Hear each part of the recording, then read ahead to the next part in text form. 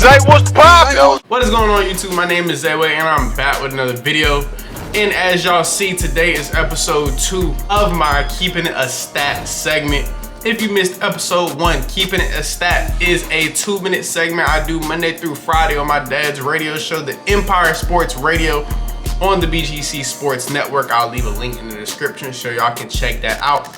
In that 2-minute segment of Keeping It a Stat, I list off some of the craziest stats going on in the sports world, but I want to bring it to YouTube, kind of give it more of a long form version of that. So today's topic is going to be, what are your predictions for Travis Hunter's stats this upcoming NFL season?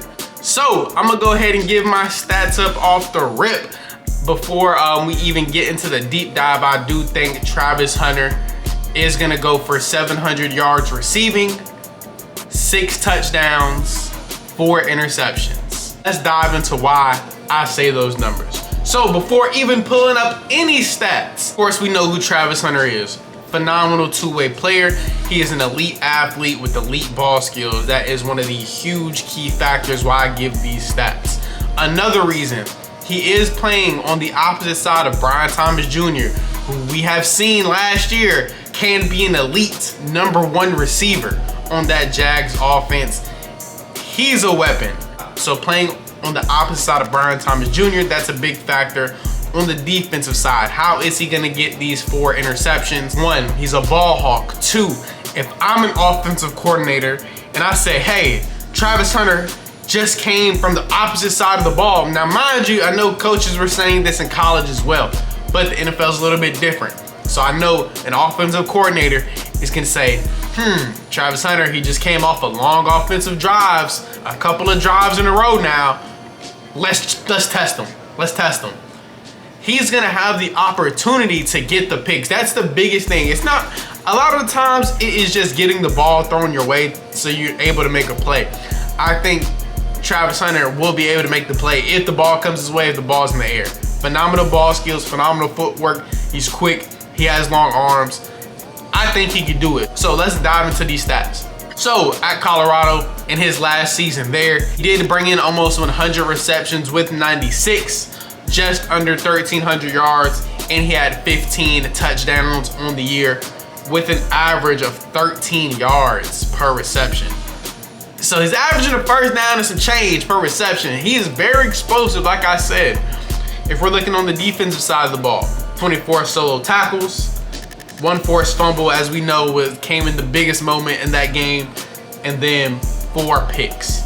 So if you watch the last year of Colorado, they didn't really attack Travis Hunter much, and he still got 4 picks. I think in the NFL, they're gonna throw it to him a lot just to test him and see what he can actually do if he plays both sides. My biggest factors of him going into next year is gonna be a couple of things. 1, what are gonna be the splits? Now I know in OTAs and mini camps, they've been having him play a lot of both. One day he'll be a receiver, one day he'll be strictly DB. They're starting to mix him in as doing both in the same day. So I just want to see what those splits are gonna be like. Is it gonna be 60% offense, 40% defense? Is it gonna be, 70% defense and 30% offense where he's in, a couple of packages? A nickel type corner, will they have him playing on the outside? Is he gonna be slot outside receiver? It's a lot of unknowns. Are they gonna throw a lot of screens to him? Are they actually gonna let him run routes across the middle? Are they just gonna throw him deep balls? We don't know yet. So I think if they let him run a decent amount of snaps, I think 700 yards is a good number. The Jaguars need another weapon outside of Brian Thomas. Brian Thomas may get a little bit more one-on-one action or a little less safety help to his side. I know the coverage is always gonna be rolling his way anyway, but maybe if Travis Hunter is as advertised, it might take some pressure off of him later in the season. I know the biggest gripe about him is his route running. Here's my thing with that. We've seen a couple of guys not have elite route running and have pretty good success in the league. Deebo Samuel. I don't think Deebo Samuel at all is a #1 receiver on any team. We seen it last year with the 49ers once Ayuk went down. They didn't have McCaffrey. They didn't have all the weapons around Debo for him to really excel in that offense. They asked him to go line up on the outside and go win routes, and he really struggled. To me, I think Travis Hunter has way better speed than Debo, and he runs better routes than Debo, if we're being honest. If we're pulling up college tape versus college tape, to me, Travis Hunter looks like more of a refined route runner than Debo Samuel did. But the 49ers, South Carolina, they figured out ways to give him the ball, and I think that's maybe the same thing with Travis Hunter if you're nervous about his route running.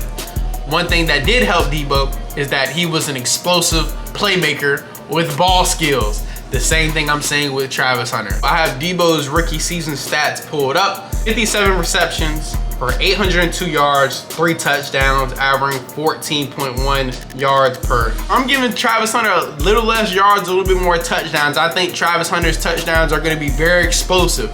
He's gonna make somebody miss, he's gonna run by guys, and I think he's just gonna be overall box office fun to watch. Another thing that is gonna impact these stats, of course, is gonna be his health. That's gonna be huge. I'm hoping he has a healthy career, especially doing what he's doing, trying to be, one of the few Ironmans in football. But let's just say he happens to get a minor injury, tweak something. Will the Jaguars pull back and only let him play one side? That's gonna be the thing. I think if you're scared about injuries, you don't move up to draft him at number 2.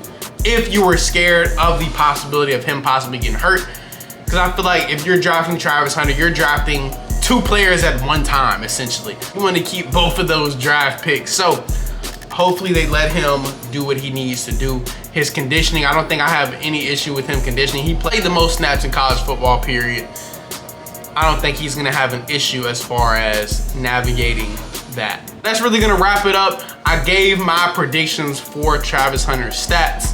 I think he's gonna be phenomenal next year. Could he possibly be in the running for Defensive Rookie of the Year and Offensive Rookie of the Year? Wouldn't that be something? But that's gonna wrap it up. If you like this type of content, make sure you leave a like, comment what you think your stats are gonna be, and subscribe, hit that bell. I'm daily on YouTube with keeping a stat a couple of times a week. So make sure you don't miss it. I'm out.